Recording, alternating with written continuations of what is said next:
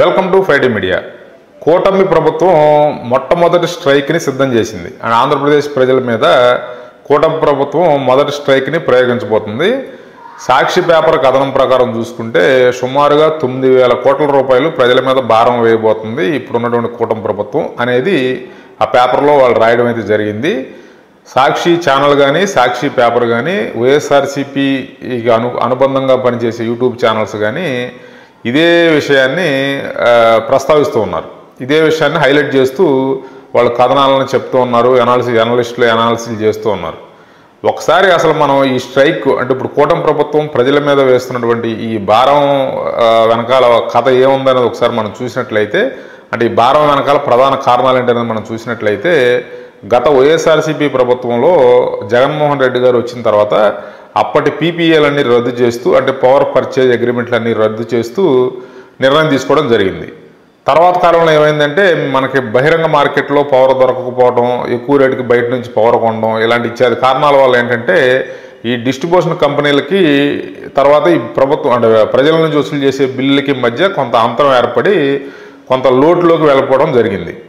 ఆ లోటుల్ని భర్తీ చేసుకునే ఉద్దేశంతో అప్పట్లో డిస్ట్రిబ్యూషన్ కంపెనీలు అన్నీ కూడా అంటే డిస్కంలు అన్నీ కూడా ఈఆర్సీకి కొంత అప్పీల్ చేసుకోవడం జరిగింది. అంటే జగన్మోహన్ రెడ్డి గారి ప్రభుత్వం దిగిపోవడానికి కొన్ని రోజుల ముందు ఏంటంటే ఈఆర్సీకి అప్పీల్ చేసుకోవడం జరిగింది. ఈఆర్సీకి సంబంధించి చైర్మన్గా ఉన్నటువంటి నాగార్జున రెడ్డి గారు ఏం చేశాడంటే, అప్పుడు ఎలక్షన్ టైంలో కనుక మనం ఈ ఛార్జీలను కనుక పెంచితే ఇది ఖచ్చితంగా ప్రభుత్వం మీద ఎఫెక్ట్ పడుతుంది, వచ్చే ఓట్లన్నీ పోతాయనే ఉద్దేశం ఏంటంటే అప్పటికే చాలాసార్లు చాలా విడతలుగా కరెంటు బిల్లు పెంచి ఉన్నారు జగన్మోహన్ రెడ్డి గారి ప్రభుత్వంలో. ఇక లాస్ట్లో ఎలక్షన్ దగ్గరికి వెళ్ళిన తర్వాత కూడా పెంచితే ఖచ్చితంగా ఇది ప్రజల మీద ప్రభావం చూపిస్తుంది, ఓట్లు పడవనే ఉద్దేశంతో ఏం చేశారంటే ఆ డిస్కంలు పెట్టుకున్నటువంటి విజ్ఞప్తిని ఈఆర్సీ చైర్మన్గా ఉన్నటువంటి నాగార్జున రెడ్డి జగన్మోహన్ రెడ్డి గారు బాగు కోరి, అంటే జగన్మోహన్ రెడ్డి గారు మళ్ళీ అధికారంలోకి రావాలనే కోరికతో ఏంటంటే దాన్ని నిలుపుదల చేయడం జరిగింది. అప్పుడు ఈ డిస్కమ్ కంపెనీలన్నీ కూడా ఈఆర్సీకి సబ్మిట్ చేసింది ఏంటంటే సుమారుగా 9,000 కోట్ల రూపాయలు భారం పడింది మాకు, కాబట్టి వీటిని ప్రజల నుంచి వసూలు చేయాలని చెప్పి అప్పుడు రిక్వెస్ట్ చేయడం జరిగింది. ఇప్పుడు ఇంతకాలం తర్వాత ఏంటంటే ఆ 9,000 కోట్ల రూపాయల భారం ఇప్పుడు ప్రజల మీద పడబోతుంది. ఇక్కడ ఒక డౌట్ రావచ్చు, అవును గత ప్రభుత్వం చేసింది మరి దాన్ని ఇప్పుడు ప్రభుత్వం భరించవచ్చు కదా అనే ఒక డౌట్ అయితే మీకు రావచ్చు. కానీ ఇంత భారీ స్థాయిలో లోటుని ప్రభుత్వం భరించడం అనేది అది జరిగే పని కాదు. ఎందుకంటే ఇప్పుడు 9,000 కోట్లు, ఇప్పుడు 1,000 కోట్లు 500 కోట్లు అంటే ప్రభుత్వం భరించి ఛార్జీలు పెరగకుండా చూసే అవకాశం ఉంటుంది. కానీ 9,000 కోట్లు 10,000 కోట్లని కనుక ప్రభుత్వం భరిస్తే అది ప్రజల నుంచే మళ్ళీ వేరే రూపంలో వసూలు చేయాల్సిన పరిస్థితి ఏర్పడుతుంది. కానీ ఇప్పుడున్నటువంటి మన ట్యాక్స్ సిస్టంలో కానీ జీఎస్టీ అన్నీ వచ్చిన తర్వాత ప్రభుత్వానికి ఆదాయ వనరులు అనేవి అంటే ఆదాయం సమకూర్చుకునే పరిమితులు చాలా రాష్ట్ర ప్రభుత్వాలకి, ప్రత్యేకంగా రాష్ట్ర ప్రభుత్వాలకి చాలా సంక్లిష్టంగా మారింది. అంటే ట్యాక్స్లన్నీ కూడా కేంద్ర పరిధిలోకి వెళ్ళిపోవడం, ఇప్పుడు జీఎస్టీ వచ్చి ఈ ట్యాక్స్ కలెక్షన్ అంతా కేంద్ర పరిధిలోకి వెళ్ళడం, ఇలాంటివన్నీ రావడం వల్ల ఏంటంటే రాష్ట్ర ప్రభుత్వాలకి ఆదాయాన్ని సమకూర్చుకునే మార్గాలు చాలా లిమిటెడ్గా అయిపోయినాయి అనమాట. కాబట్టి ఏంటంటే ఇప్పుడు దేనికి దానికి వసూలు చేయాల్సిన పరిస్థితి ఏర్పడింది.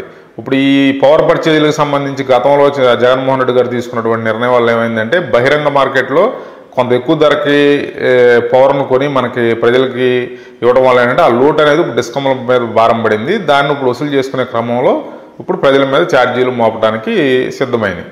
కానీ ఇప్పుడు ఏంటంటే దుష్ప్రచారం చేస్తున్నారు. అంటే చంద్రబాబు నాయుడు రాగానే ఇప్పుడు 9,000 కోట్లు పెంచేస్తున్నాడు, లేకపోతే ఆల్రెడీ ఒక 6,000 కోట్లు పెంచారు, ఇప్పుడు మొత్తంగా చూసుకుంటే 15,000 కోట్లు పెంచారు ఈ 5 నెలల కాలంలోనే అని చెప్పి వాళ్ళు ప్రచారం చేస్తున్నారు. వీటన్నిటికీ ప్రధాన కారణం జగన్మోహన్ రెడ్డి గారు ఉన్నప్పుడు పీపీఏల విషయంలో తీసుకున్నటువంటి ఒక చెత్త నిర్ణయం వల్ల ఈ పరిస్థితి దాపురించింది అనేది వాస్తవం. ఆ వాస్తవాన్ని దాచిపెట్టి చంద్రబాబు నాయుడు మీద లేకపోతే ఇప్పుడున్నటువంటి కూటమి ప్రభుత్వం మీద ఈ అపవాదం నెట్టడానికి భారీ స్థాయిలో ప్రయత్నాలు అయితే చేస్తున్నారు.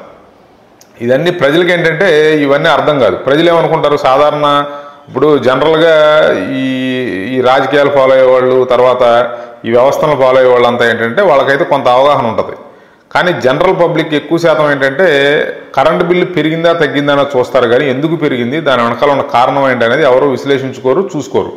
ఇదిగో ఇప్పుడు కూటమి ప్రభుత్వం వచ్చింది, కరెంటు బిల్లు పెంచేశారు అనే ఇదే వాళ్ళ మైండ్లో ఉంటుంది. కానీ దీనికి కారణాలు ఏంటనేది వాళ్ళు ఖచ్చితంగా చూసుకునే పరిస్థితి ఉండదు. ఈ కారణం చేత ఏంటంటే ఇప్పుడు ఈ సాక్షి పేపర్లో తప్పుడు కథనాలు రాయటం, ఈ తర్వాత ఈ జగన్మోహన్ రెడ్డి గారు వచ్చి గతంలో చేసిన తప్పుల వల్ల ఇప్పుడు ప్రజల మీద భారం పడిందన్న విషయాన్ని దాచిపెట్టి ఇదిగో కూటమి ప్రభుత్వమే ప్రజల మీద దాడి చేయబోతుంది కరెంటు ఛార్జీలతో అని చెప్పి వాళ్ళు దుష్ప్రచారం చేస్తున్నారు. నా ఉద్దేశం ప్రకారం అయితే అంటే రాబోయే రోజుల్లో చంద్రబాబు నాయుడు గారు ఎన్నికలకు ముందు కరెంటు ఛార్జీలు పెంచవు అనే మాట చాలా గట్టిగా చెప్పారు.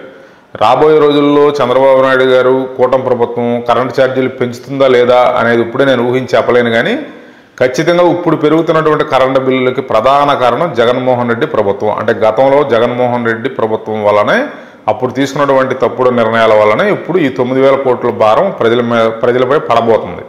ఇది మాత్రం వాస్తవం. అంటే రాబోయే రోజుల్లో చంద్రబాబు గారు పెంచుతారా పెంచరా అనే దాని మీద అయితే ఇప్పుడైతే నేనేం చెప్పదలుచుకోలేదు. ఆయన అయితే ఎన్నికలకు ముందు అయితే ఇచ్చిన హామీల్లో కరెంటు బిల్లులు అయితే పెంచబోము అని అయితే ఆయన చాలా గట్టిగా చెప్పారు. కాబట్టి రాబోయే రోజుల్లో కూటమి ప్రభుత్వం ఏమన్నా పెంచుతుందా లేదా అనేది మనకు రాబోయే రోజుల్లో అర్థమవుతుంది.